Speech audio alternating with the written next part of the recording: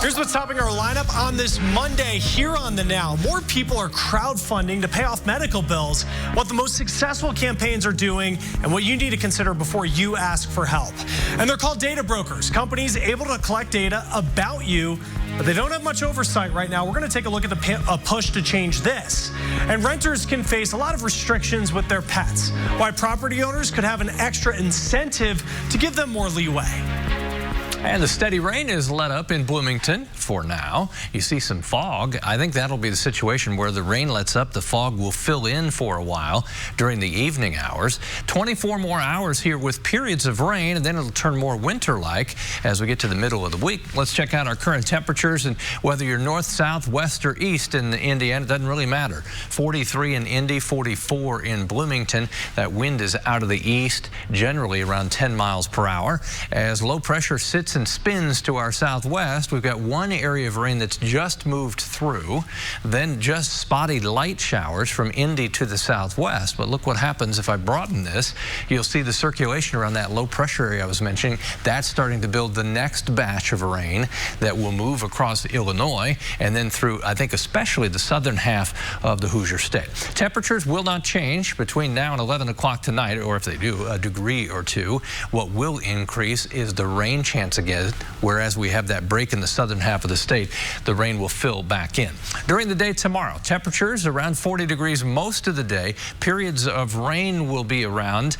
Then we start to turn our focus toward the return of some winter weather. We'll do that shortly. Thank you, Kevin. A proposal that would have required teachers to undergo handgun training if they want to carry guns in Indiana schools will not become law in 2020. We first told you about the State House bill to pay for handgun training for teachers last month. It is already legal for teachers to carry in schools if the district allows it.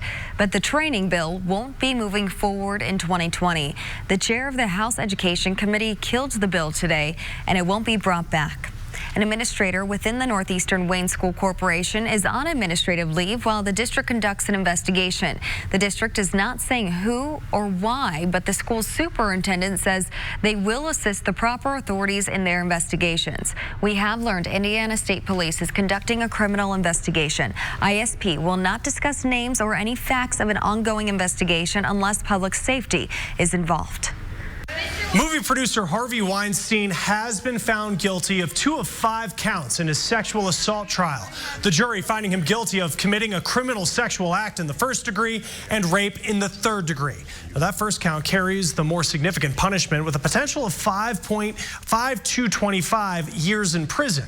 Weinstein will await his sentencing behind bars. He does face more charges in Los Angeles.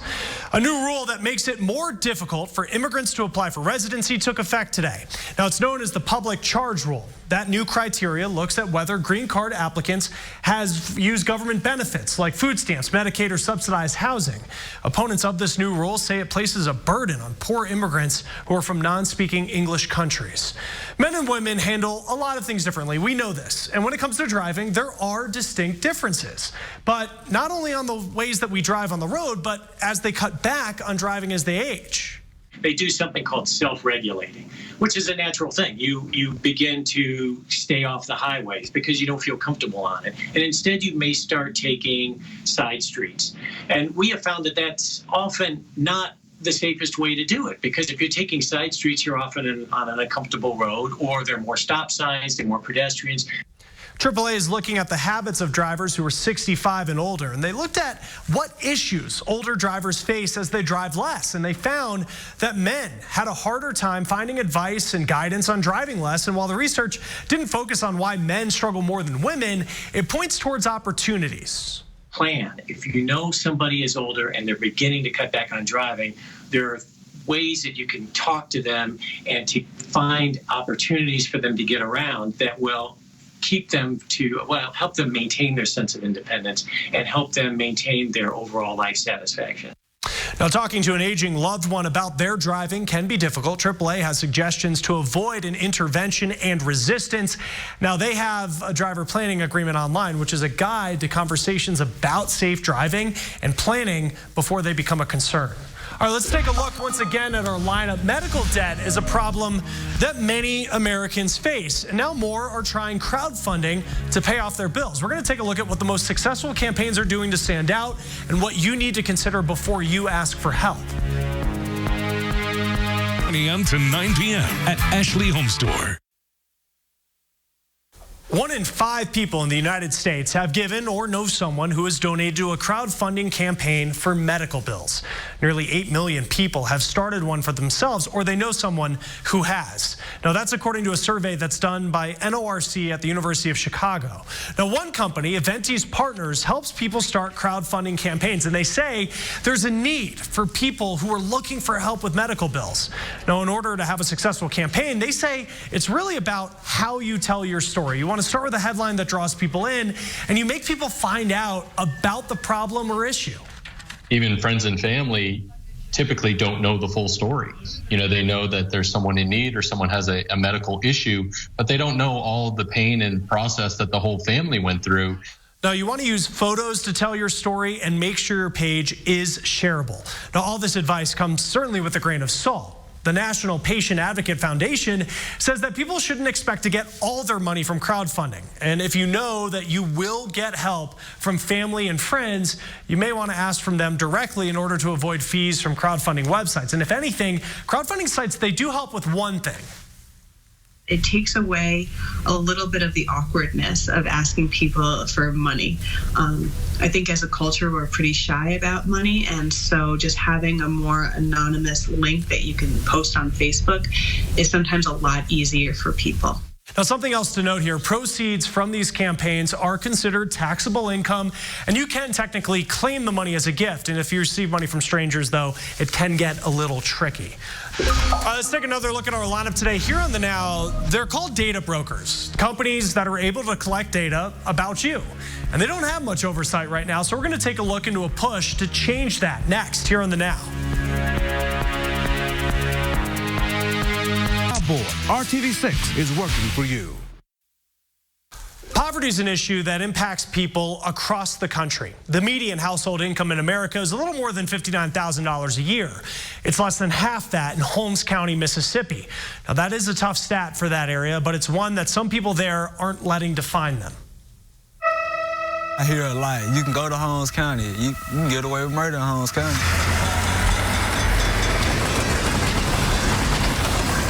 That doesn't sit right on a lot of people's heart. It could be easy to give up on Chula, Mississippi. I'm just committed to making life better, and I just think we can live better and we can do better. Not for Calvin Head. What's missing here in Holmes County is opportunity, for the most part. He was born in this county, now with a population of around 17,000. Socioeconomics, we're at the bottom of every statistical data that you can name. He leads a local group focused on using farming to make this community stronger. The unemployment rate in this county is nearly double the state of Mississippi's and nearly triple the national average. We can get on any television station or on the radio and cry the blues and say, poor, poor us, but what about the opportunities that we can make happen? This is what that opportunity looks like. So it's going to be a farmer's market, and it's also a convenience store. Calvin's helping this store, the only one within miles, become a place where local farmers can sell fresh fruits and vegetables. Just to provide a service in the community, because otherwise we'll have to drive 5 miles for, just basic food stuff or either gas or milk or something like that. Next door. So this facility, in about a month or so, we'll come in and we'll employ about 10 people. He's helped create a building with farm equipment to clean and organize crops that he hopes will be sold in this area and beyond. We have a commodity with these products. Everybody's health conscious right now. It's an opportunity to make money to sustain us and give us the independence that we need. This isn't just about jobs and money. The last business opened up in Chula was a funeral home, and he's doing very well. Healthy food here is hard to find. People are really, really sick and people are dying at a rate that's unbelievable, and most of it has to do with the diet and the food that we're consuming. We've been planting greens, planting peas. 18-year-olds Jamero Harris and Q Baker both make money farming. I don't plan to live here forever, but, you're going to have people coming here after me. So it's going to be a lot of help for them to actually have a store to come to. Calvin isn't going to let uncertainty stop a chance at opportunity. Who knows if it's going to work, but we got to try something. Opportunity to change a narrative about a place struggling with poverty. I don't think anything is going to happen in this part of the town to make life better for anybody else unless we make it happen ourselves. Need a new outfit for a party this spring? A dress, shoes, and a handbag can cost you $500 or more. But now there's a cheaper way that gives you a new outfit for every event. Consumer reporter John Matarese shows what more and more women are doing so you don't waste your money. Seeing all those stars shine at the Oscars, Golden Globes, and Grammys in recent weeks, many women would love to look like that, but don't have the money to afford designer duds. But there might be a way to upgrade your wardrobe on a budget by renting. What woman doesn't dream of shopping like Julia Roberts in Pretty Woman? But most of us don't have Richard Gere's wallet. So you may be interested in the hottest new outfitting trend, renting your wardrobe and handbag. I think it's a great idea. Do you? Yeah, it's like recycling handbags. To switch it up. Yeah, it's a good idea. One night, just got a red dress on there for about $30. Lindsay Patterson is a sideline sports reporter. Lamar Jackson, he's an MVP. A single outfit could cost you hundreds. Because I'm going to tell you right now, I'm team cheap. I'm always looking for ways to save money and change my outfit up. That's when she discovered Rent the Runway, which rents full outfits and accessories for as low as $30 or 4 rentals a month for $89. What I love about it, the quality is amazing. Lindsay now wears a different outfit for every soccer match she covers. So from pants to jumpsuits to dresses and blazers, they have pretty much everything, and also accessories. Wherever you're going, work, dinner, a party, a new outfit can cost you a couple of $100s. So what if you could rent it? Besides Rent the Runway, there's La Tote, Armoire, and Gwynnie Bee. And it's not just dresses. Fashion blogger Megan Fenno, who owns a mobile accessory boutique, says handbag rentals sure beat an old purse. And say you want a sparkly sequin bag, instead of going out and spending a lot of money on it, you can just rent it. Because, I mean, how often would you use that again? At Bag Borrow Steal, designer bags rent for as little as $40 a weekend. Bag Romance is another good site. It's actually worth it. Great fashions without Richard Gere's bank account. Sure, this is not for frugal shoppers who prefer consignment shops and thrift stores, but if time is tight, consider renting so you don't waste your money. Working for you, I'm John Matarese for RTV6.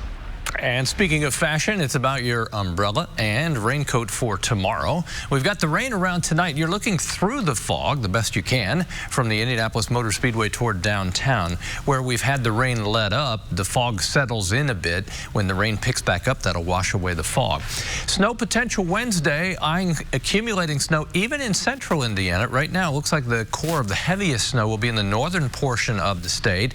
Cold end of the week, door will be open to Canadian air once again. 43 is our temperature now. That's average for this time of year, 43. 6:31 is when the sun sets. As you look at the radar, we've had the batch of rain here in the last couple of hours. Lifting north and east, we still have showers redeveloping, but not as heavy or as widespread at this point. Back here, this is the main storm system that will continue to push moisture our way on the mild side of the weather system. The cold air will come in on the backside. That's why the winter storm watches for northern Illinois, northern Indiana, into lower Michigan. Temperatures stuck in the 40s. That won't change next 24 hours. Periods of rain then tonight into tomorrow. May hear a rumble of thunder in the southern portion of the state. Wind out of the east at about 10 miles per hour during the day tomorrow. 7 a.m. there are your showers. We put this in motion. We get to about 1 o'clock in the afternoon. Still rain showers central Indiana. You begin to see some snow showing up tomorrow night as the colder air starts to catch the moisture. We'll show you that 4-day forecast, which includes our Wednesday snow, coming up. Mental health and cybersecurity. Professionals say the rising risk of data breaches is taking a toll on millions of Americans. They feel violated. They feel that there's something that's been done very harmful to them, almost as if it were a physical type of attack. This week, Dr. Ryan Louie is leading a session on the psychological impact of cyber attacks. It's at the world's largest gathering of security experts in San Francisco. He thinks that businesses are starting to take note of the stress on customers. We're slowly realizing that in addition to the material cost and the financial cost of a data breach, that there's an emotional, psychological, psychiatric toll that's not really calculated in all the figures. Now, the doctor says that data breach victims can show symptoms of depression, anxiety, maybe even PTSD. If hackers get your information, he says it's important to have an emergency plan in place. Where's the backup? So who are the people that we're going to call? Who do we go to for emotional support, for psychiatric help if we need it? Or where do we go for financial support in terms of reporting these incidents? So having a plan in place is really important, and finding people that they trust. Dr. Louie says that victims shouldn't hesitate to reach out to law enforcement like the FBI's Internet Crime Complaint Center. Now, from what you buy to where you live and work, data brokers are companies whose business is knowing everything possible about you, then selling that information to other companies. All of it's perfectly legal. But as Maya Rodriguez tells us, there are efforts underway to try and better protect your data. Within the World Wide Web lies a whole world of information. So we worried about hackers, but we didn't worry about essentially surveillance capitalism, companies that make money by collecting data about us and selling it to other people. Those companies are known as data brokers. They operate with little oversight, but collect thousands of pieces of data about you every day. What could it include? If you have a store loyalty card, they know what you buy. If you have an app, they can track your location and what websites you visit. Credit reports, real estate transactions, job applications, all can be compiled by data brokers to paint a picture of who you are. They don't have to tell you about it, and it's all perfectly legal. Jennifer Golbeck is a professor at the University of Maryland, specializing in data privacy. Data brokers in particular, people have tried, and most of the time they won't share it because that's their product. The thing that they have of value is all that data, so they don't want to give it away. But it's your data. It's not your data, though. It's their data. It's about you, and that, I think, is really the fundamental problem with how we think about data in the U.S. It is my data. It's information about me, but I don't have a right to it. I don't own it here. Ultimately, this is a David versus Goliath situation. This is not something that consumers can solve on their own. Alan Butler with the Electronic Privacy Information Center says that's what makes the need for federal oversight so critical. This month, Senator Kirsten Gillibrand of New York introduced the Data Protection Act of 2020. Among other things, it would create a federal data protection agency that would protect consumers and monitor where their data goes and how it's used. What we've seen over the past 10 years is an increase, really an epidemic of data breach in this country, and that's really the result of the amassing of so much personal information in given places. And really we need laws that limit and control the collection of personal information rather than our current situation. In the meantime, experts say to protect yourself, install a tracker blocker on your phone and browsers and set all your online settings to private. In Washington, I'm Maya Rodriguez reporting. Maya, thank you. And California recently enacted a stronger data privacy law within the state, forcing companies to disclose what data they collect on people and who it's being sold to. Experts say it could end up having a cascading effect and spread to other states. A federal law would be the only way to guarantee those protections to all Americans. Now, finally in our lineup, renters can face a lot of restrictions with their pets. Why researchers say that property owners could have an extra incentive to give them more leeway.